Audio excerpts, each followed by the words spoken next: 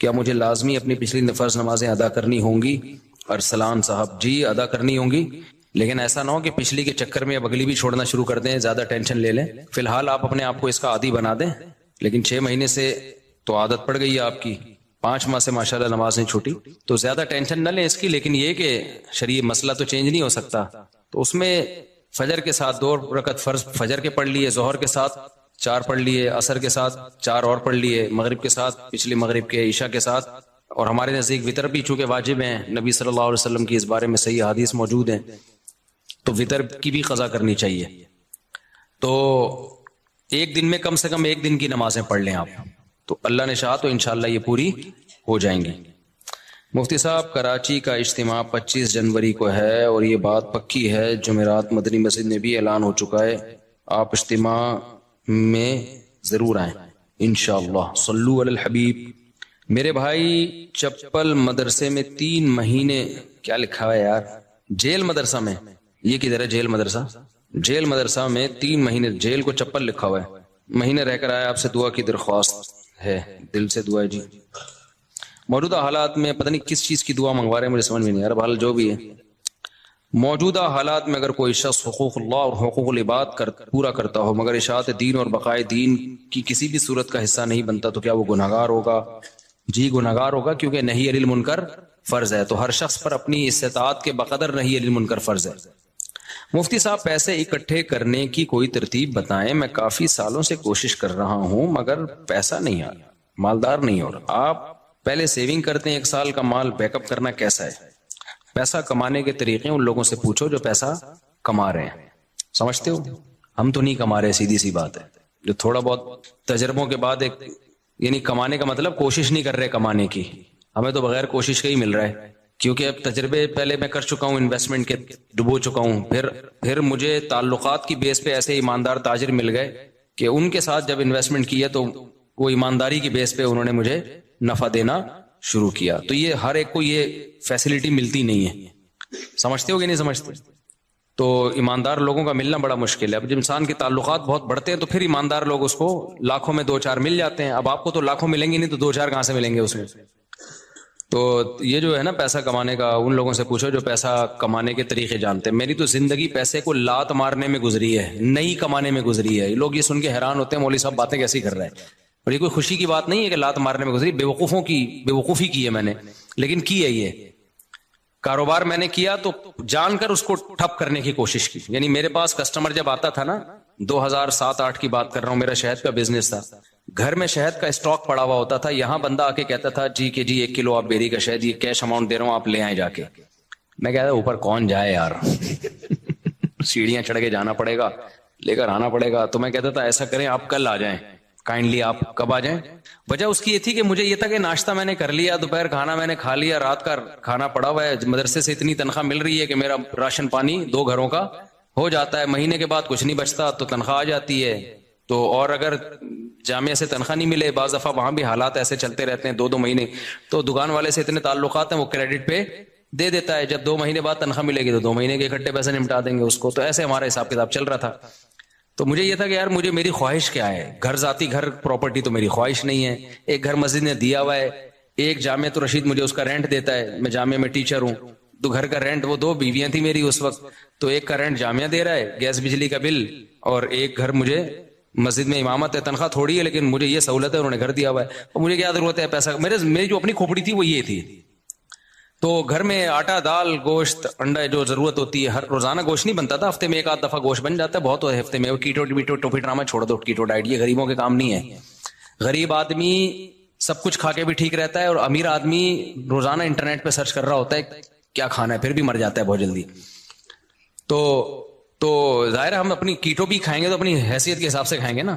تو ہفتے میں 1 دن ہمارے گوشت بنتا تھا اور 1 دن کڑھی بنتی تھی، دال چاول 1 دن، وہ ہمارا اس سیٹ اپ چل رہا تھا۔ صبح مجھے پراٹھے، میں نہیں چھوڑ سکتا تو انڈے پراٹھے مجھے ہو جاتے تھے۔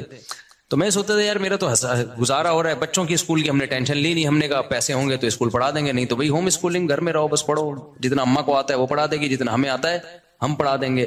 تو اب اس کے بعد مجھے جو میں دل کی، میرے جو دوست احباب ہیں نا، ان سے آپ یہ پوچھ سکتے ہیں، آپ سمجھیں مجھے شو مار رہے ہیں، شو نہیں مار رہا، میں اپنی برائی کر رہا ہوں، یہ برائی سے کر رہا ہوں، یہ ٹھیک نہیں ہے، آپ ایسا نہ کریں کہ ہمارا اپنا مزاج ہمیشہ سے ایسا ہی رہا. تو اب یہ کہ یار کیونکہ اب پڑ ہی نہیں رہی سر پہ نا, کوئی ضرورت ہی نہیں آ رہی. جب پڑتی ہے تو پھر آدمی کمانے کے سوچتا ہے, پڑ ہی نہیں رہی سر کے اوپر. میری ضرورت تھی پراٹھا. مجھے یاد ہے جب میں نے دوسری شادی کا ارادہ کیا, اچھا پراٹھا بھی گھر کا نہیں, مجھے ہوٹل ہی کا پراٹھا چاہیے, گھر کا نہیں. گھر میں وہ مزہ نہیں آتا پراٹھے میں, جتنا بھی اچھا بنا وہ.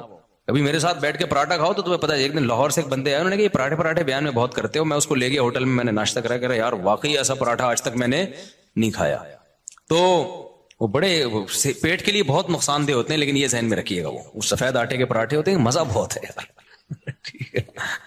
تو اب کیا تھا کہ میں نے کہا میری بنیادی ضرورت, بنیادی بھی نہیں ہے, عیاشی ہے پراٹھا. بنیادی ضرورت تو ناشتہ ہے ہی نہیں, 2 ٹائم کی روٹی ہے, ناشتہ تو آپ کی گریوی ہے.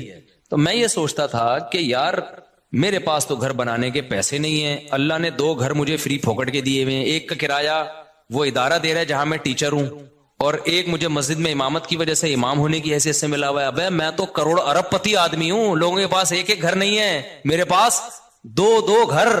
اللہ کی قسم دل میں یہ کیفیت, یہ اوپر سے نہیں کہہ رہا. اور لوگ روتے ہوئے آ رہے ہوتے تھے میں ذاتی گھر نہیں بنا سکا اور میرے پاس یہ نہیں ہے. میں کہتا اس کو دیکھو پاگل آدمی. مجھے اس پہ ترس اس پہ نہیں آتا تھا ذاتی گھر نہیں ہے, مجھے اس پہ آتا تھا یہ بیوی بیچارے کی یہ کی ہے. میں عیاشی کر رہا ہوں, میری بیویاں کتنی ہیں, 2 ہیں. تو رینٹ کے گھر تھے ہمارے, رشتے بھی ہم بیچتے تھے. تو کہ بھائی تیسری شادی کے لیے پیغام بھیجا, کہاں رکھو گے بھائی, وہ دوسری کو آمادہ کر لیا کہ تیسری کو اپنے ساتھ رکھ لے. انہوں نے کہا بھائی آج کل کوئی نہیں رہتا اس پہ میری بہت دنوں تک شادی نہیں ہوئی. پھر ایک دفعہ ہو بھی گئی تھی, ایک دفعہ ہوئی تھی تو تبھی ہوئی نا, پھر 3 وہ اسی ایام میں ہوئی ہے, انہی غربت کے ایام میں. تو الحمدللہ اس وقت مجھے کہیں اتنا سی بھی فیلنگ نہیں ہوئی ہے کہ میں غریب ہوں. اللہ کی قسم میری یہ کیفیت تھی, میرے سے بڑا سیٹ شاید دنیا میں کوئی بھی نہیں. وجہ اس کی یہ تھی, میں سوچتا تھا کہ ایک ہوتی ہے ضرورت, اللہ میری صرف ضرورت پوری نہیں کر رہا بلکہ مجھے ضرورت سے کئی گنا زیادہ دے رہا ہے. یہ جو پراٹھے میں صبح انڈے کے ساتھ پھوڑ رہا ہوں یہ میری ضرورت بولو. تو میں تو 3 ٹائم کا کھانا کھا رہا ہوں یار, گوشت ہفتے میں 1 دن کھا رہے ہیں تو کیا ہوا, دال چاول اور بھنڈی کا جو مزہ ہے, خدا کی قسم بھوک لگ رہی ہو, بھنڈی ایسے پھوڑتا ہے آدمی, میں تو مزے لے کے کھانا کھاتا ہوں. بھوک لگ رہی ہو, ابھی مجھے لگ رہی ہے بھوک, باقی مجھے سخت بھوک میں نے دوپہر کھانا نہیں کھایا اس لیے بھوک لگ رہی ہے, صبح کا ناشتہ کیا ہوا ہے. تو اب میں نے سب گھروں میں فون گھمایا ہے کیا پکا ہوا ہے. یہ سہولت ہے, تم غریب ہو. اب میرا تمہیں گالیاں دینے کا دل چاہ رہا ہے.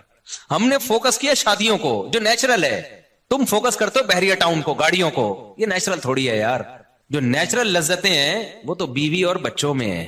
سمجھتے ہو کہ نہیں سمجھتے؟ بیویاں ہونی چاہیے, بچے ہونے چاہیے, وہاں سے محبتیں ملتی ہیں. گاڑی بھی تو تھوڑے دن میں دھی بھر جاتا ہے, پھر آدمی کہتے ہیں اس سے اونچی کی گاڑی, پھر اس کے بعد پھر بڑے بڑے لوگ گاڑیاں بیچ دیتے ہیں, اوبر میں جا رہے ہوتے ہیں. وہ یہ کھلونے ہیں تھوڑے دن کے دل بہلانے کے, ان سے دل بھر جاتا ہے. نہ بیویوں سے دل بھرتا ہے نہ بچوں سے دل بھرتا ہے. یہ تو نیچرل ہے نا, پراٹھے سے دل بھرتا ہے. کبھی روٹی سے دل بھرا کسی کا؟ 1 دن کھائی 2 دن کھائی, اب میں نہیں روٹی کھا رہا, اب پھر بھوک لگے گی پھر روٹی کھانے کا دل. یہ نیچرل ہے. تو ہم شروع سے کوشش کرتے ہیں نیچر پہ رہیں بھائی, نیچر پہ رہیں. تو یہ تو بچکانا باتیں, گاڑی بنگلہ بحریہ ٹاؤن, پیسہ بہت دے دیا تو بنا لو, نہیں ہے تو یہ کوئی تھوڑی فضول چیزیں یار.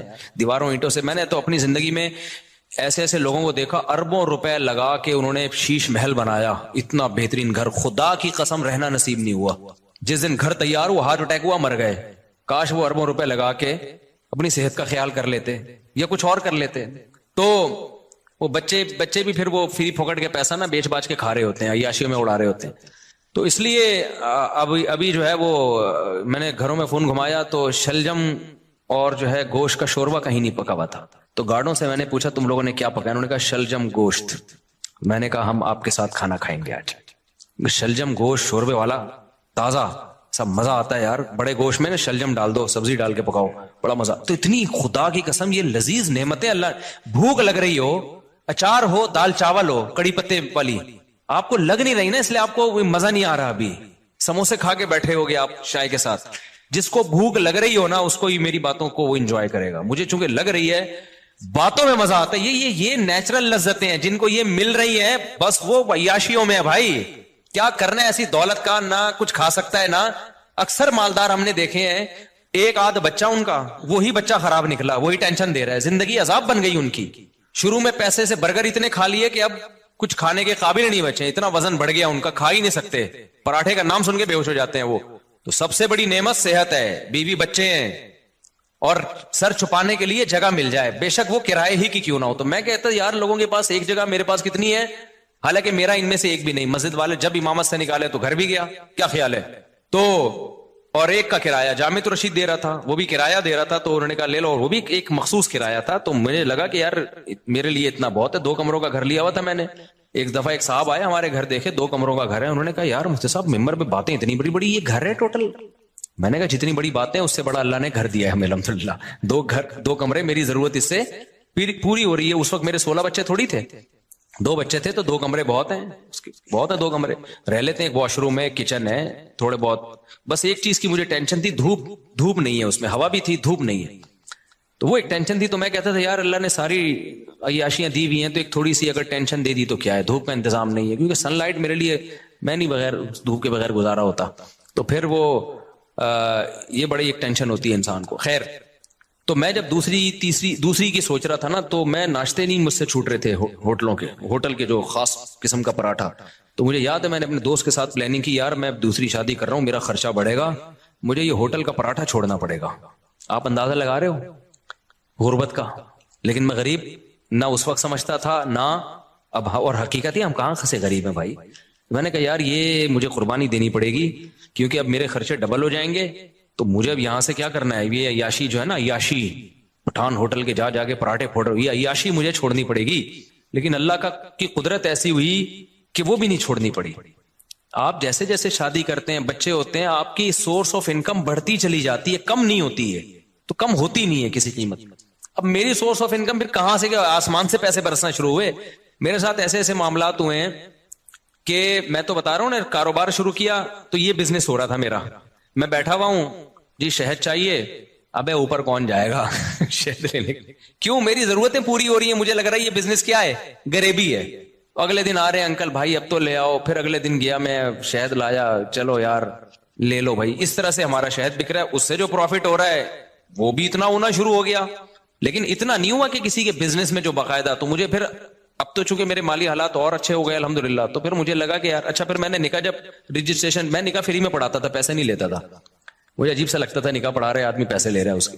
لیکن کیا ہوا 4-6 دفعہ مجھے اندازہ ہوا کہ بھائی یہ نکاح کا نکاح نامہ بیٹھ کے فل کرتے رہو, نادرا سے وہ لوگ بھی پیسے مانگتے ہیں, نادرا سے رجسٹریشن کرواؤ اس کی, اچھا خاصا ٹینشن والا کام ہے. یا تو میں پابندی لگا دوں, میں کسی کا نکاح نہیں پڑھاؤں گا, یا مجھے کوئی بندہ رکھنا پڑے گا. پھر میں نے بندہ رکھا, کیونکہ میرے پاس بہت زیادہ لوگ آ رہے تھے نکاح پڑھوانے کے لیے. اچھا, اس کام کے لیے مجھے نکاح رجسٹرار بننا تھا. لوگوں نے کہا مفتی صاحب آپ نکاح رجسٹرار بن جاؤ, اس میں بڑے پیسے آئیں گے. میں نے کہا 1 سال تک مجھے یہ توفیق ہی نہیں مل رہی کہ میں جاؤں آفس کہ مجھے سرٹیفکیٹ دے دو قاضی کی نکاح رجسٹرار کا. ہلا ہی نہیں جا رہا, کیونکہ ضرورت نہیں ہے نا, پراٹھے چل رہے تھے اسی حساب سے, تو میں کیوں جاؤں. پھر میں نے کیا کیا, ایک قاضی نے مجھے, ایک نکاح رجسٹرار نے کہا یار آپ میرا فارم لے کے پڑھا آپ دیا کرو, فیس لے کے مجھے دے دیا کرو آپ میں رجسٹر کر. تو میں نے ایسا کرنا شروع کیا, 6 مہینے میں نے ایسے کیا. ایک نکاح رجسٹرار آئے, انہوں نے کہا میرے پاس پورا سیٹ اپ ہے, پڑھا آپ دیا کرو, ڈاکومنٹیشن میں کر دوں گا, پیسے کس کو دے دیا کرو. تو میں نے پیسے لینا شروع کر دیا, ان کو دینا شروع کی. تو محنت ہو رہی تھی نا بیچارے کی, نکاح بھرنا بھی ہے اس نے. ایک دن کیا ہوا, جو یونین کونسل میں ہوتے ہیں نا, جو نکاح رجسٹریشن کا سرٹیفکیٹ دیتے ہیں, وہ خود میرے پاس چل کے آ گیا. اس نے کہا مفتی صاحب آپ کے نام سے, آپ کے سائن سے اتنے نکاح ہو رہے ہیں, تو آپ خود نکاح رجسٹرار کیوں نہیں بن جاتے.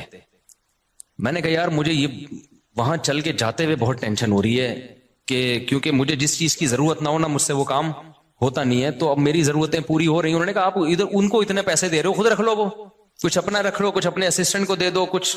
تو میں نے پھر یہ کیا کہ میں نے کہا بھائی میرے پاس ٹائم نہیں ہے. وہ خود گھر پہ آ کے سارا کام کیا, سرٹیفکیٹ پکڑا کے چلا گیا نکاح رجسٹرار. میں نے کہا اسٹیمپ تیرا باپ لگائے گا اس پہ, میرے پاس تو ٹائم نہیں ہے. اس نے ٹھپے لگے ہوئے نا پہلے سے, آپ پر اعتماد ہے, آپ مس یوز نہیں کرو گے. پھر میں نے ایک اسسٹنٹ رکھا, میں نے کہا نکاح کہ ساری ڈاکومنٹیشن تیرے ذمہ ہے, تو میں فیس لے رہا ہوں ان کو دینے کے لیے, پھر ظاہر ہے مجھے بھی بچتی ہے. تم اب اتنا بھی استغنا ٹھیک نہیں ہے نا, اتنا بھی شو مارنا ٹھیک نہیں ہے کہ جب کچھ ہو ہی نہیں رہا تو پھر جو رزق آ رہا ہے تو آنے دو. پھر ہم نے اس کی فیس رکھ دی, ہم نے کہا ٹھیک ہے بھائی اتنا تیرا, اتنا ٹائم تو لگ رہا ہے نا. تو یہاں جا کے پھر یہ وہ اتنے نکاح آنے شروع ہو گئے کہ انڈے پراٹھوں سے ہم تھوڑا آگے وقت, ہم نے کہا فری پھوکڑ کا آ رہا ہے بھائی. اچھا خیر, پھر بھی اتنی فیس نہیں ہے جتنی لوگ لے رہے ہیں. میں اپنے نام کی فیس لینا چاہوں نا, جو اللہ نے ٹوٹی پھوٹی ہم جیسے نالائقوں کو شہرت دے دی, تو اس اسٹیج پہ پہنچنے کے بعد قاضی کی فیس 1.5 لاکھ 2 لاکھ ہوتی ہے. ہماری فیس اس سال 10,000 ہوئی ہے, سمجھ رہے ہو؟ اور اس میں بھی لوگوں کو کہا ہوا ہے کہ کوئی بھی ایک دفعہ کہہ دے کہ میرے پاس نہیں ہے تو دوبارہ اس سے پوچھنے کی ضرورت نہیں ہے. یہ نہیں اس کے کہ تو آئی فون لے کے کیسے گھوم رہا ہے جب تو کم بخت 10,000 نہیں دے سکتا, یہ تیرے پاس یہ موبائل کہاں سے, یہ نہیں. اس کو میں نے اسسٹنٹ کو بتایا جو ایک دفعہ کہہ دینا کہ نہیں دے سکتا دوبارہ پوچھنے کی ضرورت بولو نہیں ہے, فری میں پڑھائیں گے. تو فری میں بہت سارے نکاح پڑھاتا ہوں اور تعلق والوں سے تو کوئی ایک روپیہ بھی نہیں ہوتا, بلکہ اسسٹنٹ کو اپنی جیب سے دے رہا ہوتا ہوں کہ یار تیری محنت تو لگ رہی, نادرا میں تو خرچہ ہو رہا ہے نا, مجھ سے لے لینا پیسے. وہ سمجھ میں نہیں آ رہی میرا خیال ہے بات. تو ہم نے تو پوری زندگی کوشش کی ہے نالائقی میں پیسے کو لات مارنے کی. یہ شادیاں بچوں ہی کی برکت ہے جو اللہ کھلائے. اللہ نے مجھے زندہ رکھا ہوا اب تک اس لیے تاکہ 15 سال پہلے جو میرے ساتھ دوست تھے نا جو کہتے تھے تم شادیاں کر رہے ہو پیسہ ہے نہیں تمہارے پاس بھوک سے مرو گے, تو اللہ نے مجھے اب تک زندہ اس لیے رکھا ہوا ہے یہ بتانے کے لیے کہ ان کو بتا دینا کہ اس بچوں کی سپیڈ بھی کم نہیں ہوئی ہے, شادیوں کی سپیڈ میں بھی کوئی کمی نہیں آئی ہے, اور اللہ کیسے کھلا رہا ہے کیسے پلا رہا ہے. ایک اہل حدیث دوست نے میرے 2010 یا 11 میں مجھ سے ملنے کے لیے آئے تھے, اتنی بڑی داڑھی ان کی لال نا کلر, وہ مہندی لگائی ہوئی انہوں نے, میری 4 شادیوں والی کتاب پڑھی انہوں نے. ابھی میرا کل ان سے فون پہ پرسوں ان سے فون پہ بات ہوئی ہے, اس لیے میں یہ واقعہ سنا رہا ہوں. وہ آئے کہتے ہیں آپ نے کیا کتاب لکھی ہے مفتی صاحب. اچھا انہوں نے میرے حالات دیکھے, میری پٹ پٹی, انہوں نے مجھے اپنے گھر میں دعوت کی. انہوں نے کہا یار میں نے ایسی کتاب آج تک نہیں پڑھی. بڑے متاثر تھے. یہ وہی ہے جن کو تبلیغ میں نہیں میں نے بتایا تھا کہ وہ سارے فرقوں میں دھکے کھا کے آخر میں گئے تبلیغ میں, وہ یہ وہی ہیں, بروہی ہیں بروہی. تو بلوچستان سے ان کا تعلق ہے. انہوں نے میری گھر میں دعوت کی, میں اپنی پٹ پٹی پہ گیا. اچھا اس وقت بھی ہمارا ہم پٹ پٹی کو سمجھ رہے تھے لینڈ کروزر ہے ہماری, غربت کا تو اس وقت بھی احساس نہیں تھا, کیونکہ بھائی لوگوں کے پاس یہ بھی نہیں ہوتی یار, تو ہم تو پٹ پٹی بھی جا رہے ہیں, ٹرن کر کے پہنچ گئے. مجھے یہ خوشی ہوتی تھی کہ اس کے پیسے میرے پاس ہیں الحمدللہ, میں پیٹرول ڈال سکتا ہوں اپنے خرچے پہ. تو ان کا پرسوں فون آیا, انہوں نے کہا مفتی صاحب مجھے آپ کا وہ زمانہ یاد ہے, اور کہتے ہیں میں آپ کا ہر جگہ دفاع کرتا ہوں, ہر جگہ دفاع کرتا ہوں کہ اس آدمی نے اس وقت یہ بات کہی تھی کہ پیسہ مت دیکھو شادیاں کرو نسل مت روکو. کہہ رہے اب لوگ نا آپ کی ریووں پہ اعتراض کرتے ہیں, یہ مفتی ریووں میں گھوم رہا ہے, یہ مفتی امریکہ جا رہا ہے, یہ مفتی جاپان جا رہا ہے, یہ مفتی سوئٹزرلینڈ جا رہا ہے, یہ مفتی یہ وہ بھائی جب ظاہر ہے نوٹ آئیں گے تو شادیاں تو ہوں گی. کہہ رہا ہے میں ہر ایک کے ساتھ سامنے دفاع کرتا ہوں کہ میں اس مفتی کو جتنا جانتا ہوں آپ لوگ نہیں جانتے. اس مفتی کے پاس بچے پہلے آئے ہیں, بیویاں پہلے آئی ہیں, ریوو, اور ابھی تک یہ ریوو میری نہیں ہے کرائے پہ ہے. اچھا یہ ویسے ہی راز کی بات بتا دوں, لیکن ہم اس کو کیا سمجھتے ہیں, یہ بینک سے لیوے تو رینٹ ہوتے دینا پڑتا ہے تو لیکن بھائی ہمیں اس سے کیا میری ہے یا رینٹ کیا ہے, تو اسٹیئرنگ کس کے کنٹرول میں ہے, میرے کنٹرول, میری ہے بس.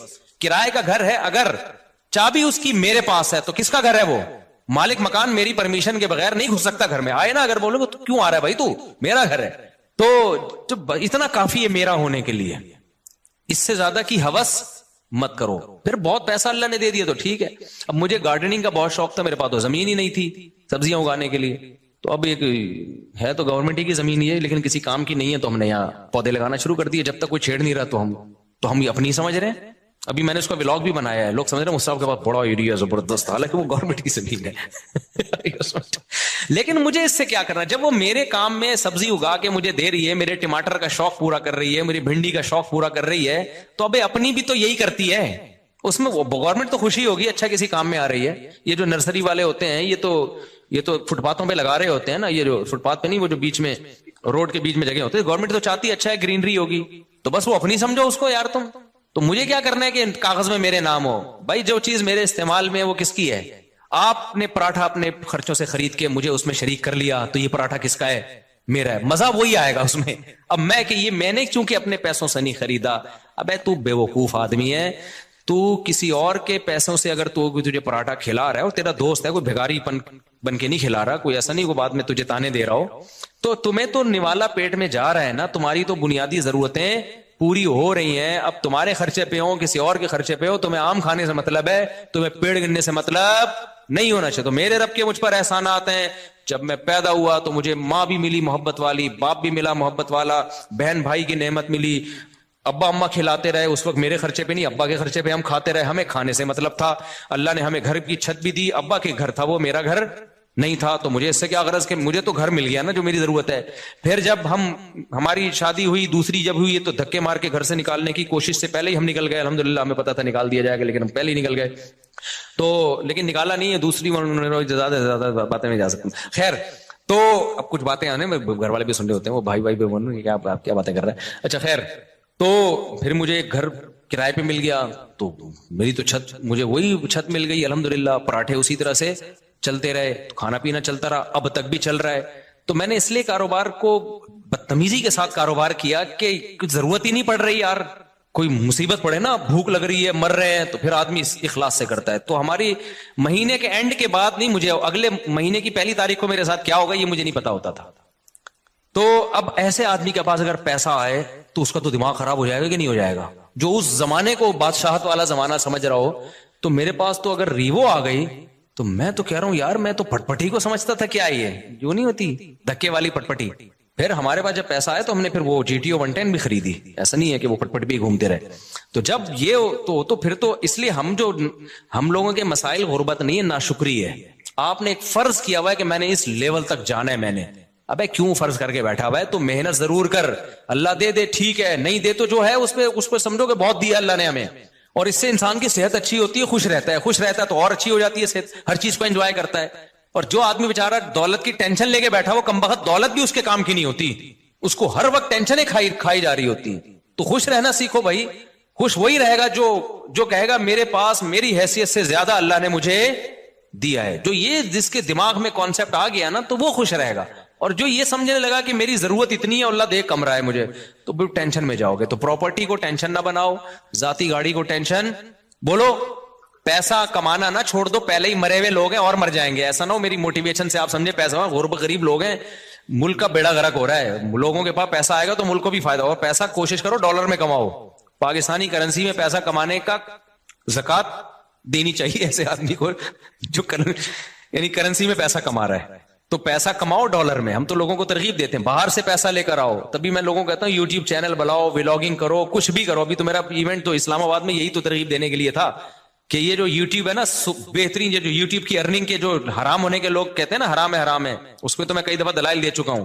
لوگ کہتے ہیں احتیاط والے پہلو پر عمل کریں, اگر حلال حرام میں بہتر. بھائی احتیاط والے پہلو پر اگر آپ عمل کر رہے ہو تو دوسری احتیاط چھوٹ رہی ہے. اب یہ جو یوٹیوب ہے, سوشل میڈیا ہے, یہ ریمیڈنس لانے کا ایک بہت بڑا ذریعہ ہے. اگر آپ اسی کو حرام قرار دے دیا, ایک تو خالص حرام ہے, وہ تو کبھی بھی حلال نہیں ہو سکتا, لیکن اگر گنجائش کا پہلو نکل رہا ہے تو لوگوں کو دینا چاہیے. اس لیے کہ ریمیڈنس جتنا زیادہ ملک میں ابھی آئے گا وہ یوٹیوب فیس بک کے ذریعے آئے گا, جتنا اس کے ذریعے آ رہا ہے کسی اور ذریعے سے نہیں آ رہا. اس سے آپ کا ملک تھوڑا سا تو اسٹیبل ہوگا نا, آپ کا کنٹری. اس پہ لوگ ہمیں کہتے ہیں اصل میں اپنے چینل ہے نا اس لیے یوٹیوب کی ارننگ حلال ہے. جب ہمارا چینل نہیں تھا تب ہم نے یوٹیوب کی ارننگ کو حلال ہونے کا فتویٰ دیا تھا 2014 میں. اس وقت ہمیں پتہ ہی نہیں تھا یوٹیوب چینل ہوتا کیا ہے, پتا تو اب بھی نہیں ہے کیونکہ ابھی بھی ہمارا چینل کسی اور نے بنایا ہے, لیکن اس وقت تو پتہ ہی نہیں تھا کہ اس میں کوئی سورس آف انکم بھی ہے, کچھ بھی نہیں پتا تھا اس بارے میں. تو اس وقت ہم نے جائز ہونے کا فتویٰ اسی وجہ سے دیا تھا کہ بھائی اس میں دونوں پہلو نکل رہے ہیں, لیکن جائز ہونے والے پہلو کو ترجیح دی جائے گی, کیونکہ اصل جو یوٹیوب سے آپ کو ارننگ ملتی ہے وہ پروڈکٹ کو پروموٹ کرنے کی ملتی ہے. اس میں جو لڑکیاں آ رہی ہیں وہ ایک اضافی چیز ہے, پیسے اس کے نہیں مل رہے. جیسے موبائل کی دکان پہ آپ لڑکی کو بٹھا دو تو بٹھانا غلط کام ہے, آپ نے اگر خود بٹھایا ہو, کسی اور نے بٹھایا تو وہ آپ کو گنا بھی نہیں ملے گا اس کا. تو یوٹیوب ہمارے مشورے سے تھوڑی لا رہا ہوتا ہے وہ اشتہار میں لڑکیوں کو.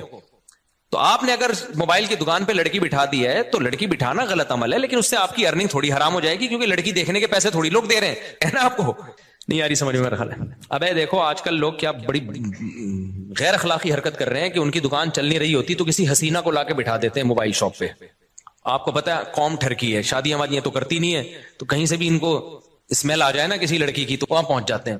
وہاں بیٹھو داڑھی مونچھوں والا عجیب سا بغلیں بال بڑے ہوئے اس کے وہ بیٹھا ہوا ہے وہاں پہ, اور ایک میں کوئی حسینہ بیٹھی ہوئی ہے موبائل بیچ رہی ہے. تو کراؤڈ کدھر, ٹھرکیوں کا کراؤڈ کدھر جاتا ہے, کہتے ہیں چلو موبائل ملا نہ ملا اس بہانے کسی انٹی سے بات کا موقع مل جائے گا, تو وہاں چلے جاتے ہیں, موبائل بھی اس بہانے بک جاتا ہے. تو یہ غیر اخلاقی حرکت ہے نا. لیکن کوئی مفتی یہ نہیں کہے گا کہ وہ جو موبائل فروخت ہوا ہے اس کی ارننگ حرام ہو گئی ہے, اس لیے کہ ارننگ اس لڑکی سے بات چیت یا بدنظری کی نہیں ہے. اس کو جو پیسے مل رہے ہیں وہ اس موبائل کے عوض میں پیسے مل رہے ہیں. تو یہ عمل غلط ہے کہ آپ لوگوں کو غلط طریقے سے کھینچ کے لا رہے ہو, لیکن اس سے ارننگ حرام نہیں ہوگی. اور یہ بھی عمل جب غلط ہے جب آپ نے کیا ہو. تو یوٹیوب پہ جو مونیٹائزیشن کے بعد آپ کو پیسے ملتے ہیں وہ کمپنیوں کی پروڈکٹ کو پروموٹ کرنے کے پیسے ملتے ہیں. وہ پروموٹ کرنے کے لیے لڑکیوں کو بھی بیچ میں گھسیڑ دیتے ہیں وہ, تو یہ غلط کر رہے ہیں. لیکن یہ آپ غلط نہیں کر رہے, یہ کون غلط کر رہا ہے, یہ گوگل غلط کر رہا ہے. تو گوگل ہمارے پاس ہوتا تو ہم نہیں کرنے دیتے اس کو, تو یہ آپ کے اختیار میں تھوڑی ہے. اس کی مثال ہے آپ نے کرائے پہ کسی کو دکان دے دی, موبائل بیچنے کے لیے آپ نے کہا بھائی مجھے اتنا رینٹ چاہیے, اس نے لڑکی لے جا کے بٹھا دی. لوگ کہیں گے آپ کی دکان میں لڑکیاں بیٹھی ہوئی, آپ کہیں گے بھائی یہ میرے اختیار میں نہیں ہے, یہ میں نے کسی کو رینٹ پہ دی بھی ہے, اور میں نے شراب کی دکان نہیں کھولی, اس پہ شراب بیچنے کی اجازت نہیں ہے. اب وہ بیٹھا ہے, یہ اس کو سمجھاؤ, تبلیغ میں سیروزہ لگواؤ اس کا, تاکہ وہ یہ کام نہ کرے. تو یہاں بھی ایسا ہی ہو رہا ہے. اس لیے مفتی کا کام ہوتا ہے, جو مفتیان کرام ہوتے ہیں, ہر پہلو سے فتویٰ دو. ہمارے پاس 2013-14 میں یہ یوٹیوب کی مونیٹائزیشن کے سوالات آئے تھے, اس وقت علماء کا پینل بیٹھا تھا پوری ڈیٹیل کے. اس وقت ہمارا کوئی چینل نہیں تھا, نہ ہمارا ارادہ تھا, اور 2-3 سال کے بعد بھی لوگوں نے بتایا کہ چینل آپ مونیٹائز کر لیں. میں نے کہا چھوڑو یار, ہمیں کیا پیسہ کمانا ہے یوٹیوب, وہی ہمارے تو پراٹھے پورے ہو رہے ہیں. تو پھر بھی نہیں کیا ہم نے مونیٹائز, لوگ کما رہے تھے, ہم نے کمانے دیا ان کو. اس کے بعد پھر یہ جو ایڈمن ہے ہمارے یو ایس اے میں, احمد طالب, انہوں نے 18 میں چینل بنایا, انہوں نے خود یہ مونیٹائزیشن کی ہے. مجھے تو مونیٹائزیشن کا لفظ ہی کئی دنوں کے بعد جا کے یاد ہوا تھا کہ یہ کیا ہوتا ہے. پھر پیسہ بھی انہی کے پاس جاتا ہے. انہوں نے کہا ہم نے وہ لوگ رکھنے, امپلائیز رکھنے چینل کو گرو کرنے کے لیے. تو اگر پھر بھی میں نے بھی بنایا ہو تو اس میں یہ الزام کہ چونکہ اپنے چینل مونیٹائز ہوئے ہوئے, اس چکر میں انہوں نے مفتیوں نے حلال ہونے کا فتویٰ دیا, تو یہ بدگمانی ہے. یعنی مولویوں کو کسی حال میں جو, اگر ہم حرام ہونے کا فتویٰ دیتے ہیں نا, تو پتہ ہے لوگ کیا کہتے ہیں, اب یہ ان کو تو کیا, ان کے تو چارج, ان کے تو نکاح پڑھا کے پیسے آ رہے ہیں نا, ان کے تو ہدیے نذرانے مل رہے ہیں, قوم جائے بھاڑ میں, ان کو بس حلال حرام کی. تو وہ لوگ یہ باتیں کرتے. حلال ہونے کا فتویٰ دیا, اصل میں اپنے چینل کھل گئے ہیں نا ان لوگوں کے, اس لیے یہ کر رہے ہیں. تو وہی ہے ملامتی فرقہ ہے مولوی تو کسی حال میں. اور کچھ مولوی ایسے ہوتے بھی ہیں, 2 نمبر بھی ہوتے ہیں, لیکن ہمارے ہاں جو فتویٰ دیا گیا ہے وہ اس کسی لالچ کی بیس پہ نہیں دیا گیا. اور میں اور مزید آپ کو ایک احتیاط, ہم نے فتویٰ دیا اس کی مونیٹائزیشن کے جواز کا, لیکن جب ہمارے ایڈمن احمد بھائی نے میرے چینل کو مونیٹائز کیا ہے نا, تو میں نے کہا اس میں میں دوسرے علماء سے بھی فتویٰ لوں گا, اپنے بارے میں میں اور احتیاط کروں گا. ہم نے دوسروں کو تو جواز کا فتویٰ دیا ہے, لیکن اپنے بارے میں اپنی فتوے پر عمل کروں نہ. تو جو ایکسپرٹ مفتیان کرام ہیں, جو مجھ سے بھی زیادہ ایکسپرٹ ہیں, آدھا 1-1 گھنٹہ میں نے بیٹھ کے ان سے پھر اس پہ ڈسکشن کی ہے کہ بھئی اور بھی جتنے پہلوؤں کے لحاظ سے اس پہ غور کیا جا سکتا ہے. تو یہ بات کہاں سے چلی تھی, تو یہ مجھ سے پوچھ رہے ہیں کہ پیسہ کمانے کا طریقہ. تو میرے پاس تو ایک ہی طریقہ ہے, شادیاں کرو, بچے اسپیڈ سے پیدا کرو, جب ضرورت بڑھے گی تو رزق کے دروازے بھی بڑھ جائیں گے. لیکن ایسا ہے نہیں, بچے بھی اسپیڈ سے پیدا کرو, رزق کمانے کی کوشش بھی کرو. آپشنل ہمارے ساتھ ایسا ہو گیا کہ ہم نے رزق کو لات ماری, پھر بھی رزق آ گیا. لیکن اللہ کا قانون یہ نہیں ہے.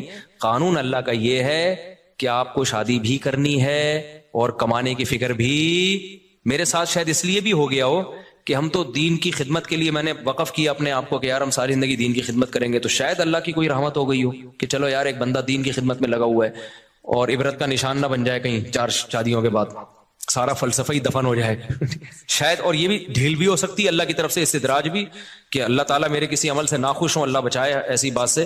لیکن بہرحال اللہ کہ ٹھیک ہے ابھی کھا لے بیٹا, تجھے پکڑوں گا میں, اللہ بچا کے. یہ بھی ڈر لگتا ہے ہمیں. تو یہ بہت سارے ہو سکتے ہیں, لیکن جو شریعت کا اصول, قاعدہ اور ضابطہ ہے کہ جیسے نماز پڑھنا فرض ہے, رزق حلال کمانا اور اس کی کوشش کرنا بھی اسی طریقے سے فرض ہے. تبھی میں ان دنوں میں بھی تعریف کے طور پر یہ باتیں نہیں کرتا تھا. میں کہتا یار یہ میں نالائق ہوں, مجھے کرنا چاہیے. جب میرے بچوں کی سپیڈ اسی سپیڈ سے پیدا ہو رہے ہیں تو مجھے ان کے فیوچر کی فکر کرنی چاہیے, کچھ کاروبار کرنا چاہیے, کچھ جو ہے نا کمانے کی فکر کرنی چاہیے.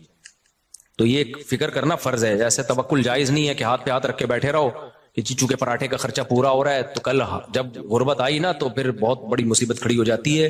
4 بیویاں مل کے تمہیں چترول لگائیں گی پھر صحیح بات کہ دکان پکوڑوں کی اور باتیں. تو ایک بھی شادی کر رہا ہے, اور ایک بھی شادی غربت میں بڑے مسائل کھڑے ہو جاتے ہیں. ایک غربت اللہ کی طرف سے ہوتی ہے, بھئی آپ نے کوشش کی پھر بھی نہیں ہو رہا, تو اس میں تو انسان صبر کرے. ایک اپنی حماقت سے ہوتی ہے, وہ خطرناک ہے, وہ خراب ہے. آج کل جو زیادہ تر غریب ہے نا, ہم وہ اپنی حماقتوں سے ہیں.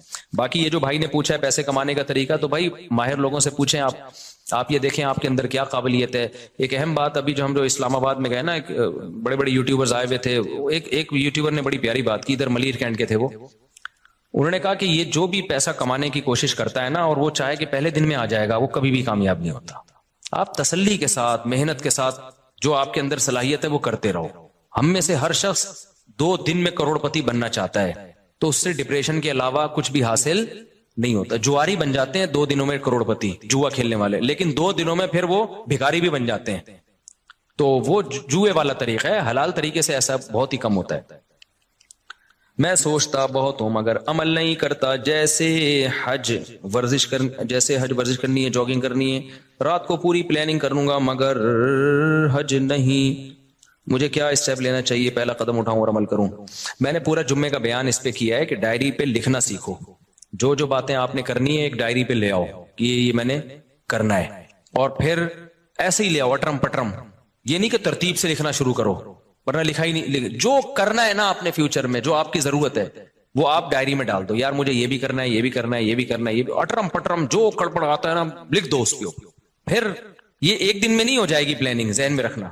ہو سکتا آدھا گھنٹہ ایک گھنٹہ آپ کو جو آپ کے دماغ میں وہ ڈائری میں لکھنے میں ہی لگ جائے, اور کوئی پلاننگ نہ ہو تو کوئی بات نہیں, کل اس سے آگے سے شروع کر لینا. سمجھ رہے ہو؟ پھر آپ نے کیا کرنا ہے, ان میں کون سے کام پہلے کرنے ہیں, کون سے, یہ تو پورا ٹائم مینجمنٹ کی ایک ورکشاپ ہوتی ہے, وہ ٹائم لینڈر والے کرواتے ہیں. وہ یمین الدین نام ہے نا سلیمان احمد صاحب کے, آج کل جو وہ بڑی زبردست ورکشاپ کرواتے ہیں, اس کو اٹینڈ کر لیں ایک دفعہ. یمین الدین انٹرنیٹ پہ سرچ کریں گے آ جائے گی. وہ بہت خاندانی ورکشاپ کرواتے ہیں. سلیمان احمد صاحب کروا رہے ہیں, آج کل نہیں کروا رہے مجھے نہیں پتا. ٹائم لینڈر لکھیں گے نا اس پہ, LENDER, تو وہ یوٹیوب پہ ان کے وہ ورکشاپ کرواتے ہیں. اس کا خلاصہ یہی ہے کہ آپ ڈائریوں میں چیزیں اتاریں اور دماغ میں نہ رکھیں. پھر آپ کہیں کہ یار ورزش شروع کرنی ہے, کیوں نہیں ہو رہی, کب تک چھپو گے پیڑوں کی آڑ میں, کبھی تو ملو گے لنڈا بازار میں. اسی طرح اگر زندگی گزری تو ایک دن مر جاؤ گے, کولیسٹرول اتنا بڑھ جائے گا, ڈاکٹر کہیں گے اب آپ بھاگے نا تو آپ کے گھٹنے خراب ہو جائیں گے, اتنا وزن بڑھ جائے گا, تو اس سے پہلے پہلے بھاگ لو. تو پھر آپ کہیں کہ یار یہ رکاوٹ کیا بن رہی ہے, اس پہ اس کو لکھیں. رکاوٹ یہ بن رہی ہے صبح بہت سستی ہوتی ہے, صبح دل نہیں چاہ رہا ہوتا, تو چلو مغرب کے بعد شروع کر دو. صبح جو کام کر سکتے ہو وہ کر لو بھائی. صبح نہیں ہو رہی نا, فائدے مند تو صبح ہی ہے. نہیں ہو رہی تو جب ہو رہی ہے اس ٹائم پہ کر لو یار.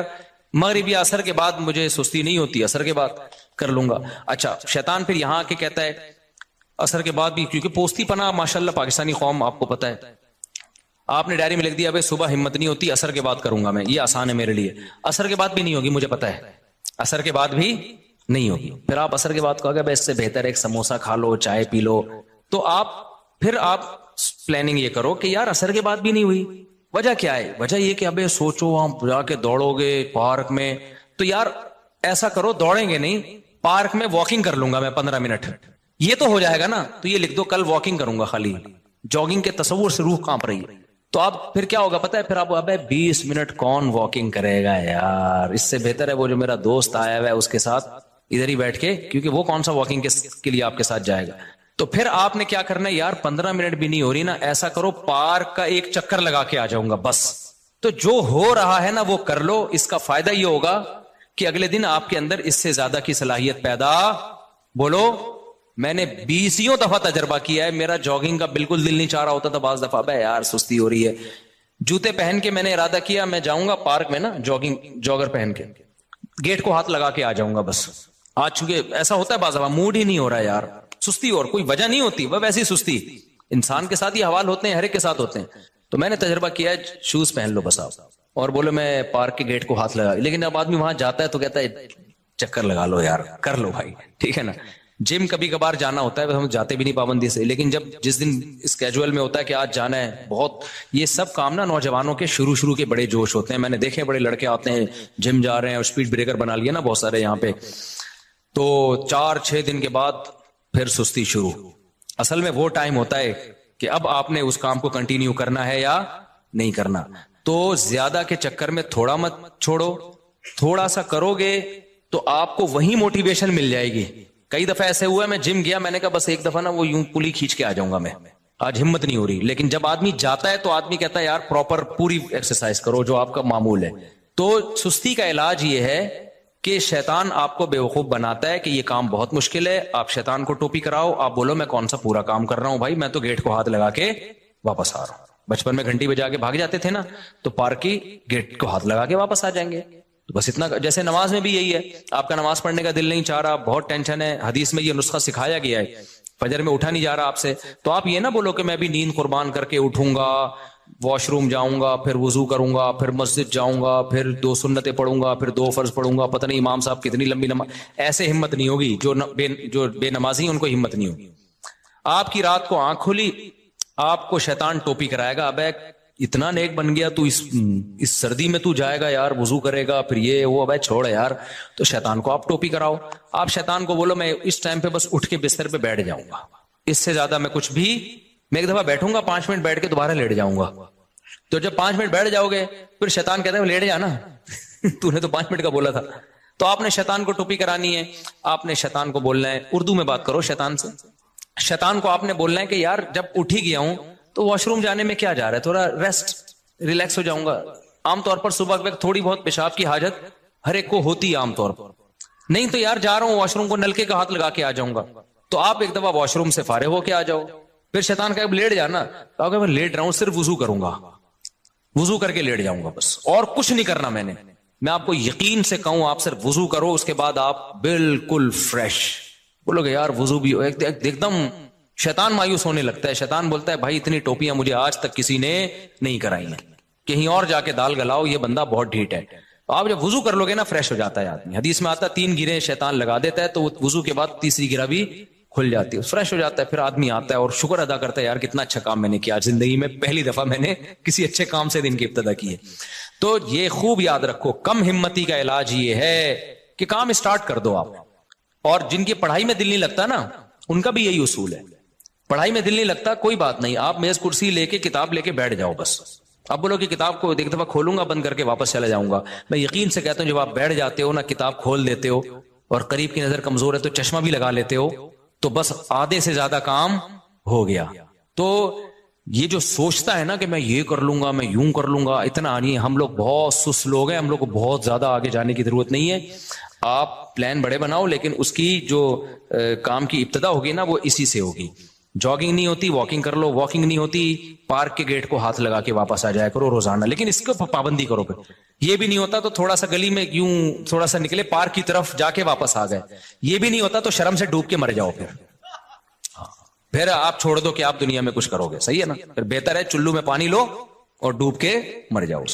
کیونکہ اتنے سست ہوتے ہیں نا. وہی مجھے یاد آتا ہے, ایک بچہ بڑا سست تھا, ابا بیزار آ گئے یار, کمبخت کوئی کام کرتا ہی نہیں ہے. تو ابا ایک مشین لے آئے. ابا نے کہا بیٹا میں نے تیرے کام آسان کر دیے, بٹن دبائے گا جو کام کہے گا وہ ہو جائے گا. بٹن دبا دیا روٹی آ جائے گی, بٹن دبا دیا کپڑے آ جائیں گے. وہ بچہ کہتا ابا بٹن کون دبائے گا, یعنی بٹن دبانے کے لیے ایک الگ مشین لے کر آؤ. تو یہ چل رہا ہے مارکیٹ میں. بس جلدی مسائل ختم کر دوں میں. مفتی صاحب سب سے پہلے السلام علیکم, میرا ایزی پیسہ جائز میں لون لینا جائز ہے یا نہیں؟ دیکھو ایزی پیسہ یا جائز کیش میں جو آپ لون لینا, ہاں وہ جو لون لیتے ہیں نا وہ لون نہیں ہوتا, وہ آپ کو فری وہ کالز دی جاتی ہیں جس کے جو مہنگی کر کے دی جاتی ہیں, اس کو وہ لون سے تعبیر کرتے ہیں کہ آپ 100 روپے کا بیلنس ڈلوا لیں. حالانکہ بیلنس نہیں آتا, 100 روپے میں جتنے کال کے یونٹ ملنے چاہیے نا, جو 80 روپے میں ملنے چاہیے وہ 100 روپے میں مہنگا کر کے دے رہے ہوتے ہیں آپ کو. تو یہ لون نہیں ہے, لون تو کوئی پیسہ دے رہا ہو نا, یہ پیسہ تھوڑی, یہ تو آپ کو کالز بیچ رہے ہیں, مہنگی کر کے بھیج رہے ہیں آپ کو کالز کے یونٹ, کیونکہ چیز ہمیشہ کیش پہ سستی ہوتی ہے اور کریڈٹ پہ مہنگی ہوتی ہے. تو یہ جائز ہے, اس میں کوئی حرج نہیں ہے, وہ لون نہیں ہے. ہم نے ہر طرح سے اپنے بھائی کو سمجھا دیا کہ کام کرو, صلواتیں بھی بہت سنائی, وہ آپ کے بیان میں موجود ہیں, ان کی اصلاح کر دیں, کام کر لیں, بیوی بچوں کی ذمہ داری اٹھا لیں. جب وہ کسی کام کے نہیں تھے ان کی شادی کیوں کرائی, یہ بھی تو بڑا مسئلہ ہے نا. جب بندہ کچھ کر کے ہی نہیں دے رہا, آپ اپنی ذمہ داری پہ شادی کرا لو گے تو اس کو جو موٹیویشن ایک ملتی کہ یار میں اچھا کماؤں گا تو اچھا رشتہ ملے گا, وہ موٹیویشن بھی گئی, تو اور سست ہو جائے گا. اب جو بھی بیٹھے ہوئے معذرت کے ساتھ, تو ہمیشہ شادی کرائیں, اپنے خرچے پہ بھی کرائیں, لیکن اس بچے کی جو آپ کو لگے کہ یہ کچھ کرے گا, کہ اسٹائل سے لگ رہا ہے کہ کچھ, یہی نہیں کہ صرف 16 بچے پیدا کرے گا یہ کیونکہ لوگ کہہ رہے تھے کہ آج آپ کیا کام کریں گے, بھائی آپ میں 18 بچے پیدا کر کے دکھاؤں گا. تو یہ بھی ایک کام ہے. وہ گلگت میں نہیں, وہ ایک صاحب ملے تھے, ان کے 28 بچے تھے, 4 بیویاں. تو میں نے ان سے پوچھا آپ کیا کرتے ہیں, یعنی اس کے علاوہ اور کیا کیا کام ہیں آپ کے؟ پھر انہوں نے بتایا کہ میں یونیورسٹی میں پڑھاتا ہوں, عالم بھی ہیں, مسجد کے امام بھی ہیں, یونیورسٹی میں بڑے بہت سارے کام کر رہے تھے. میں نے کہا یار یہ تو اس کے علاوہ بھی آپ اتنے ماشاءاللہ کام کر رہے ہیں, تو خالی یہ نہیں کرنے, دوسرے کام بھی کرنے ہیں. تو ہم جو فیملی پلاننگ کے خلاف ہے نا, تو خلاف کا یہ مطلب نہیں کہ صرف یہی کام کو فوکس کریں, آپ نے دوسرے کاموں کے ساتھ نسل کو روکنا نہیں ہے. جتنی اللہ اولاد دے دے تو لے لینی ہے وہ اولاد, اس کے بڑے فائدے ہیں. اچھا بھائی صلوات ہیں, کام نہیں کرتے. بھائی دیکھو اس طرح کے جو لوگ ہیں نا یہ واجب الچترول ہوتے ہیں. میں نے کئی بار ایک واقعہ سنا ہے, میں نے جیسے بتایا نا ایسے پلاننگ کریں, پارک کو ہاتھ لگا کے آ جائیں, اتنا تو کرنا پڑے گا نا, تو آہستہ آہستہ موٹیویشن ملتی ہے. جو اتنا بھی نہ کر رہا ہو اس کا حل میں ایک دفعہ بیان میں بتا چکا ہوں.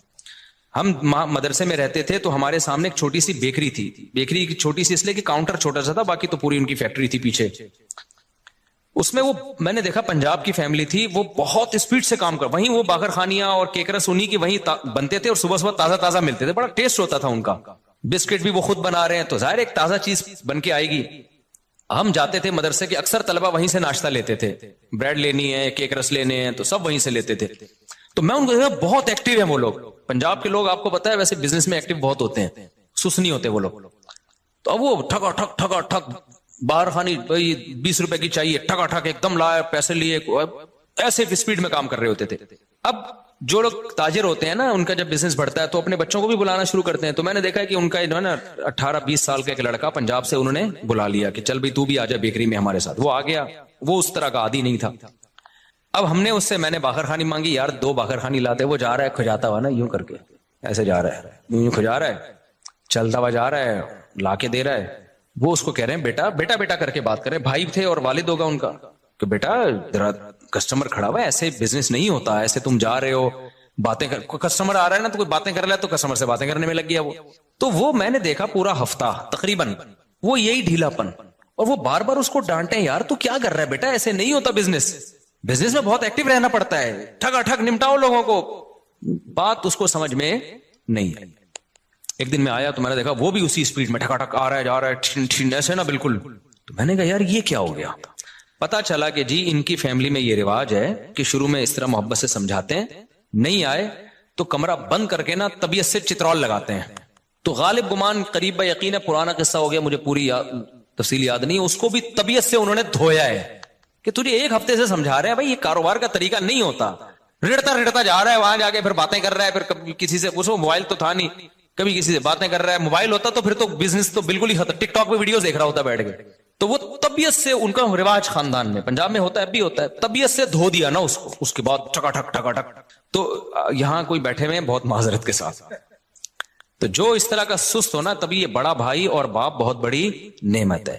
یہ جو موٹیویشنل اسپیکر سے جو چیز نہیں, اچھا جی یہ موٹیویشنل اسپیکر جو ہوتے ہیں نا, جو بتا رہے ہیں ایکچولی ہم نے اسٹرگل, ان کی بھی پیٹے ہوتے ہیں بچپن میں, ابا نے پیٹا ہوتا ہے ایک دفعہ طبیعت سے تو ٹھیک ہو گئے تھے. تو وہ پٹنے کا واقعہ نہیں بتا رہے ہوتے, یہ بتاتے ہیں ایکچولی ہمیں بھی یہ اسٹرگل کی, ہم نے, قوم سست ہے, اس میں کوئی اسٹرگل والا اس ماحول میں پیدا, میں خود بھی پیٹا ہوں, صحیح ہے نا, جو میں آج باتیں کر رہا ہوں بیٹھ کے, میں بھی بڑا سست تھا, کام ہی نہیں ہوتے تھے, سستی, اسکول نہیں جا رہے, ابا لاتے تھے پائپ پکڑ کے کوڑ دیتے تھے, تو 1 ہفتے کا تک الحمدللہ انرجی پیدا ہو جاتی تھی, 1 ہفتے تک ہم بالکل فٹ فاٹ. پھر آہستہ آہستہ ڈھیلا پن آ رہا تھا, پھر ابا ایک دم چترول لگا دیا کرتے تھے, کبھی بھائی لگا دیتے تھے. مجھ سے تو ٹی کی ڈنڈی نہیں لکھی جاتی تھی اوپر. میں نے ایک واقعہ سنایا نا, میں انگلش میں ایک ورڈ لکھ رہا ہوں تو اتنی سستی سے لکھتا تھا. سستی اصل میں بائی نیچر سستی نہیں تھی, مجھے کھیل کود کا دل چاہتا تھا, پڑھائی میں سستی تھی, میرا دل چاہتا تھا اور بھاگنے دوڑنے میں ہم لگے. تو میں نے ٹی لکھا ہے سستی میں, اوپر کا نا وہ ڈنڈی نہیں ڈالی, یہ والی خالی یہ والی ڈنڈی ڈالی. تو ایسے میں لکھ رہا ہوں اور اوپر سے ڈنڈیاں چھوڑ رہا ہوں. تو مجھے یاد ہے ایک زوردار چماٹا آیا نا, غیبی چماٹا آیا, ایک دم میں ہل گیا. تو میرے بڑے بھائی نے لگایا تھا تھپڑ, انہوں نے بولا یار تم اتنا کیا لکھو, تمیز سے تو لکھو, ٹی کی ڈنڈی تو ڈالو. اس کے بعد سے آج تک اس واقعے کو, میرا خیال ہے یہ 80s کا واقعہ, میں بہت چھوٹا تھا اس وقت, 87 یا 88 کی بات ہوگی, 88 بہت ونس اپون اے ٹائم, اتنا پرانا تو میں لگ بھی نہیں رہوں گا آپ کو. تو 88 کی بات ہوگی. اس کے بعد سے آج تک سب کچھ بھول سکتا ہوں. جب میں ٹی میرے بھائی بھی یہ واقعہ بھول گئے ہوں گے, جب بھی میں ٹی لکھتا ہوں نا, اوپر کی ڈنڈی آج تک میں نے کبھی نہیں چھوڑی. ہو سکتا ہے کوئی لفظ لکھ رہا ہوں اسپیلنگ غلط لکھ دوں, میں 2-3 الفابیٹ ہی چھوڑ دوں, لیکن جہاں ٹی آئے گا تو پورا آئے گا, اس کے اوپر کی ڈنڈی کبھی بھی. تو کچھ چیزیں ہوتی ہیں جو گھر میں بہت سست ہونا, ہل کے نہیں دے رہا ہو. آپ نے موٹیویشنل اسپیکر بھی سنا دیے, اس کو سب کی تقریریں سنا دی, ہماری تقریر پھر بھی تو بہترین ہے, ایک دفعہ اس کو طبیعت سے دھو ڈالو, انشاءاللہ سیٹ ہو جائے گا. لیکن آج کل بچے بدتمیز اتنے ہو گئے ہیں, بڑا بھائی ڈانٹ دے تو وہ آگے سے جواب دے دیتے ہیں, باپ ڈانٹ دے تو آگے سے جواب دے دیتے ہیں. تو اس بدتمیزی والے ماحول میں تو پھر تربیت نہیں ہو سکتی بھائی. تو اس لیے کہتے ہیں پہلے بچوں کو تمیز سکھاؤ, بعد میں باقی چیزیں سکھاؤ. ہر طرح بھائی کو سمجھایا, وہ بھائی بیچارہ اللہ خیر کرے. آپ نے پچھلے جمعے میں کہا تھا میں پہلے خود کو اسٹیبل کرنے کا ہدف بناؤ, پھر بعد میں ماں باپ کو حج کروانا. اگر ایسا کریں گے تو اس سال حج کا سیزن چلا جائے گا, تو چلا جائے بھائی. ایک صاحب نے مجھ سے پوچھا کہ میرے پاس پیسے نہیں ہیں, تو میں ہدف ایک ویژن بنا رہا ہوں کہ ماں باپ کو حج کراؤں. ان کو میں نے کہا تھا آپ غلط چیز کو ویژن بنا رہے ہو, آپ ویژن بناؤ کہ میں پہلے اسٹیبل ہو جاؤں, میں پیسہ کما لوں. تو اس کے طریقے, جب پیسہ آئے گا تو پھر آپ نے دیکھنا ہے کہ اب آنے کے بعد کیا کیا کرنا ہے. اب کیونکہ اگر آپ نے حج کو ویژن بنایا اور آپ کے پاس پیسہ آیا اور آپ نے حج میں خرچ کر دیا تو ہو سکتا ہے اس سے زیادہ ضروری چیزیں رہ جائیں. کل آپ لوگوں کے سامنے بھیک مانگ رہے ہو, حج تو حاجی تو ہو گئے آپ, تو پہلے تو ایک اسٹیبل تو ہو جاؤ نا. غریب آدمی پہ حج تھوڑی فرض ہے. اب غریب آدمی پلاننگ کر رہا ہو حج کی, تو پلاننگ میں پہلے یہ دیکھنا ہے کہ الاہم فالاہم, حج ہے ہر ایک پہ فرض. اگر ہر ایک پہ فرض ہوتا نا پھر آپ بناتے, یا جن پہ فرض ہو گیا وہ تو ضرور پلاننگ کریں حج کی, لیکن جن پہ حج فرض ہی نہیں ہے. ہمارے ایک جاننے والے ہیں, غریب آدمی, مجھے پتا ہے بیچارے کی تھوڑی سی تنخواہ ہے اور ابھی اس کی عمر ہے آگے ترقی کرنے کی. اس نے اتنے سال پیسے جمع کر کے نا عمرے کے پیسے جمع کیے, بہت اچھا جذبہ تھا اس کا. میں نے کہا دیکھو آپ ابھی ایک غریب آدمی ہو اور آپ کی ابھی شادی ہوگی, آپ کے آگے اولاد ہوگی, اتنی مشکل سے آپ نے پیسہ جمع کیا. عمرہ کرنا یقیناً بہت بڑی عبادت ہے, لیکن جتنی گنجائش ہے اس حساب سے آپ پلاننگ کرو نا. آپ تہجد میں کچھ فوکس کر لو, آپ کچھ صدقہ خیرات کر لو. عمرہ تو مالدار لوگوں کا کام ہے. تو آپ کی, مجھے پتا تھا اس بیچارے کی محدود آمدن ہے. میں نے کہا آپ کو اللہ نیت ہو گئی نا ثواب دے دے گا, یہ پیسے کسی کاروبار میں لگا دو فی الحال. آپ جب پیسہ آئیں گے تو حج بھی ہوتے رہیں گے, عمرے بھی ہوتے رہیں گے انشاءاللہ. اور جو ہے وہ سیروزہ لگا لو تبلیغ میں تاکہ دین پہ قائم رہنے کی توفیق ملے. تو عمرہ کرنے سے میں نہیں روک رہا آپ کو, لیکن میں روک رہا ہوں ایسی چیز سے. دیکھو اس کی مثال ایسے جیسے نبی کی خدمت میں ایک صحابی آئے سارا مال لے کے کہ سارا صدقہ ہے. آپ نے منع کیا کہ سارا صدقہ مت کرو. اب اشکال ہوا لوگوں کو, ابو بکر کا تو سارا مال قبول کر لیا. بھائی ابو بکر کا جو توکل ہے وہ لیول اور ہے, اور ہر ایک کا لیول توکل کا ابو بکر جیسا نہیں ہوتا. تو ہمارے نبی نے صحابہ کو سارا مال صدقہ کرنے کا حکم نہیں دیا, فرمایا اپنے گھر والوں کے لیے رکھو, کل مسائل آ سکتے ہیں, لوگوں کے سامنے ہاتھ پھیلانے پڑیں گے. تو اب آپ کی ارننگ بہت تھوڑی سی تھی, آپ نے اتنے پیسے جمع کر کے عمرے پہ خرچ کر لیے سارے. اس کے بعد کل آپ کے پاس حالات ایسے آ گئے, آپ لوگوں سے بھیک مانگتے پھر رہے ہو, تو عمرہ فرض تو نہیں ہے نا. تو اس لیے میں نے ان کو منع کیا. اب کوئی ہو سکتا ہے کوئی میری وہ بات کو سن کے بولے یار مفتی صاحب عمرے سے روک رہے ہیں لوگوں کو. عمرے سے نہیں روک رہے, ہمیں پتا ہے اس بیچارے کی ابھی کم عمری ہے, یہ جذبہ اس کا اچھا ہے, لیکن اس میں وہ فقہی بصیرت نہیں ہے. کل اس کے حالات, کل ماں باپ اتنے تانے دیتے ہیں آج آپ کے پاس پیسے نہیں ہے, تو ماں باپ کی آنکھوں کا تارا بھی وہی ہے. تہجد میں دعائیں بھی اس بچے کے لیے ہوں گی جو پیسے کما کے لا رہا ہو. تو فرض ہوتا نا پھر تو کرنا ہی کرنا ہے. جب فرض نہیں ہے تو نوافل پہ وہ پیسہ خرچ کرے جس کے پاس اضافی پیسہ ہو, پھر وہ کرے. پھر آپ حج جب فرض ہو جائے تو حج تو کرنا ہی کرنا ہے. تو جن کے پاس کچھ مالی گنجائش ہے وہ تو حج کی پلاننگ کریں. جو کھانے کو مسائل چل رہے ہیں, غربت مہنگائی ہے, تو پھر حج کی پلاننگ کے بجائے آپ پیسہ کمانے کی پلاننگ کر لو. ایک واقعہ سنا کے ہی میں بات ختم کرتا ہوں. مجھے یاد ہے ہمارے ایک دوست تھے, ان کا بیوی سے بڑا جھگڑا چل رہا تھا. وہ میرے استاذ کے پاس آئے, انہوں نے کہا میں چاہتا ہوں اپنی بیگم کو حج کرا دوں تاکہ بیگم کا مجھ پر, میرا اور بیگم پر ایک احسان ہو جائے گا, تو ہو سکتا ہے تعلقات اچھے ہو جائیں. انہوں نے کہا بھائی اگر تعلقات اچھے کرانے کے لیے بیگم کو حج کرا رہے ہو نا, تو حج کے بجائے پراپرٹی لے کے بیگم کو گفٹ کر دو, اس سے بہت اچھے تعلقات ہو جائیں گے. اتنی نیک بیگمات آج کل مارکیٹ میں شارٹ چل رہی ہیں ٹھیک ہے نا, کہ حج کرنے سے وہ زیادہ خوش کس سے ہوگی کہ مجھے پراپرٹی مل گئی. ہاں اتنی مہنگی پراپرٹی کے بیگم کے پاس جانے گا, بیگم پہ حج فرض ہو جائے تو وہ تو پھر ایک الگ بات ہے نا. پھر تو وہ بیگم کو واجب ہو جائے گا کہ بیچ کے حج کرے وہ, یعنی اس سے تھوڑی سستی ہو. تو میں بیٹھا تھا, میں نے کہا اس کا حج کا اچھا ویژن تھا, لیکن کتنے بڑے بزرگ اس کو روک کس سے رہیں گے. تمہارا مقصد کیا ہے؟ تعلقات اچھے کرانا نا. تو بیگم کو حج کرا کے آج کل اتنے اچھے وہ ہوتے ہیں, لیکن بہت نیک بیگمیں ہونی چاہیے اس کے لیے.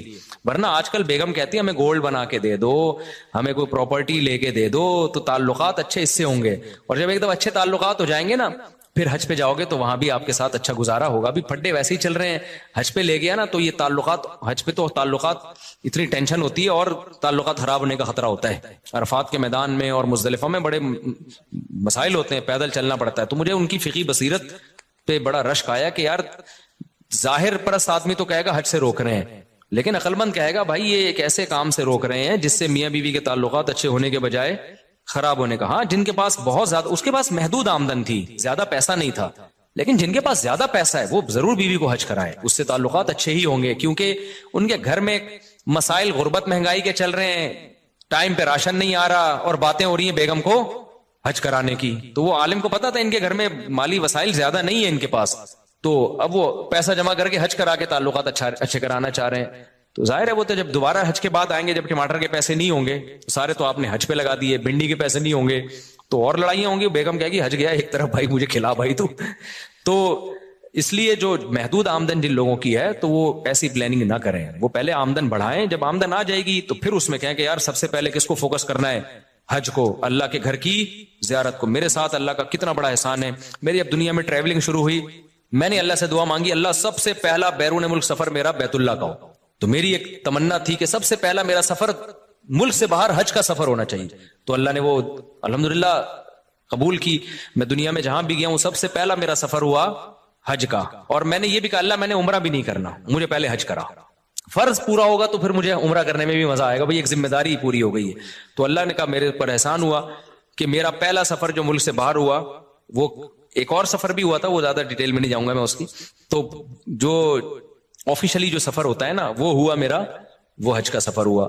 تو میں نے کہا اب دنیا میں جاؤں, پہلی دفعہ آدمی جائے گا ہاں بھائی ملک سے باہر نکلے تو اللہ کے گھر کی زیارت کے لیے.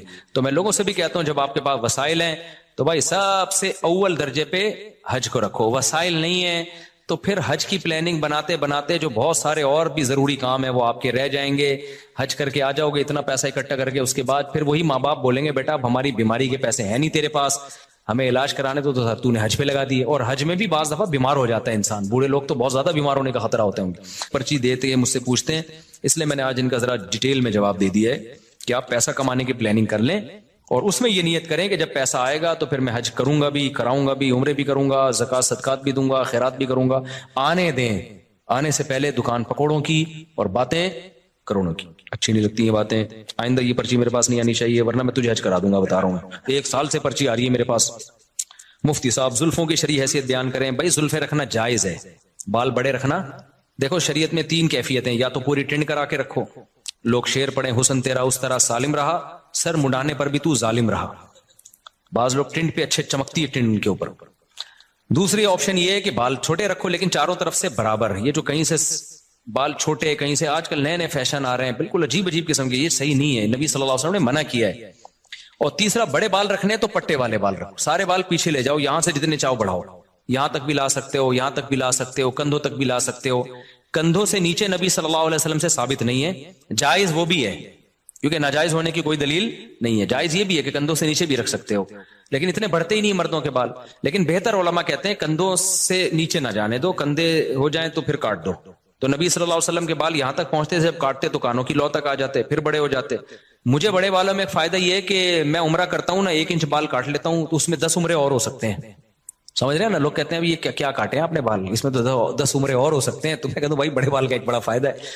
تو جو جن کے چھوٹے بال ہوتے ہیں ان کو سر مڈانا پڑتا ہے. تو پہلی دفعہ جب ہم نے حج کیا, عمرے کیے تو سر مڈانے کی سنت زندہ کر لی. اب ہم نے کہا چلو اب قصر بھی جائز ہے. قصر کا مطلب بال کٹوانا. تو آپ بڑے بال رکھ سکتے ہیں, شریعت میں جائز ہے, جتنے چاہیں بڑے رکھیں, لیکن بہتر یہ ہے کہ کندھوں سے زیادہ نیچے نہ جانے دیں. جانے دے تو بھی ٹھیک ہے. اچھا آج کل لڑکوں نے بالوں میں چٹیاں بنائی ہوئی ہوتی ہے پیچھے, اس پہ بھی لوگ اعتراض کر رہے ہوتے ہیں چٹیاں بنا کے گھوم رہے, تو یہ بھی جائز ہے. فقہاء نے صدیوں پہلے مسئلہ لکھا ہے کہ عورت اگر چٹیا بنا کے غسل کرے گی تو غسل ہو جائے گا, چٹیا کھولنے کی ضرورت نہیں ہے. کسی مرد کے بڑے بال ہوں اور اس نے بالوں کو جوڑا بنایا ہوا ہو تو وہ اگر فرض غسل کرے گا تو اس کو وہ جوڑے کو کھولنا پڑے گا. تو بنانا جائز تھا تبھی تو علماء نے لکھا نا. تو اگر آپ کے بڑے بال ہو گئے ہیں, میرے تو اب رہے نہیں بال, 4 شادیوں کی وجہ سے نا تھوڑے سے رہ گئے. اس عمر میں یہ بھی غنیمت ہے. میرے تو جب آپ اگر 10 سال پہلے بال دیکھ لیتے بہت ہی گھنے بال اور یہاں تک پہنچے ہوئے تھے. تو 4 کی وجہ سے نہیں, عمر کا بھی ایک دخل ہوتا ہے اس میں. تو جتنے بڑے بال رکھ لو آپ, لیکن بہتر کیا ہے کانوں کی لو تک لاؤ, جب یہاں تک آ جائیں تو پھر کاٹ کے چھوٹے کر دو اس طرح سے.